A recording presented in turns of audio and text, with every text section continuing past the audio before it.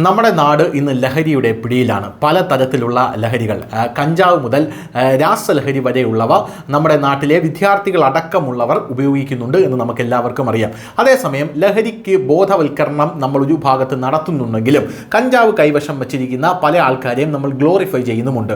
5 gram കഞ്ചാവും 6 gram കഞ്ചാവും വെച്ച് പിടിക്കുന്ന പല ആൾക്കാരെയും നമ്മൾ മലയാളികൾ തന്നെ അവരെ ഗ്ലോറിഫൈ ചെയ്യുന്നുണ്ട്. 5 ഗ്രാം അല്ലേ ഉള്ളൂ, 6 ഗ്രാം അല്ലേ ഉള്ളൂ എന്ന് പറഞ്ഞ് അവരെ ഗ്ലോറിഫൈ ചെയ്ത് അവരെ സമൂഹത്തിന് മുന്നിലേക്ക് കൊണ്ടുവരുന്നുണ്ട്. പല പരിപാടികളിലും പങ്കെടുപ്പിക്കുന്നുണ്ട്. കാരണം അവരുടെ രാഷ്ട്രീയമാണ്. എന്തു തന്നെയായിരുന്നാലും ഈ ലഹരിക്കുള്ള ക്യാമ്പയിൻ തുടങ്ങേണ്ടത് സ്കൂളുകളിൽ നിന്ന് തന്നെയാണ്. അത്തരത്തിലുള്ളൊരു ക്യാമ്പയിനാണ് ഇപ്പോൾ നടന്നിരിക്കുന്നത്. കായംകുളം പെരുമ്പള്ളി പനക്കൽ SKV സ്കൂളിലാണ് കുട്ടികൾക്ക് ലഹരി വിരുദ്ധ സെമിനാർ നടന്നത്.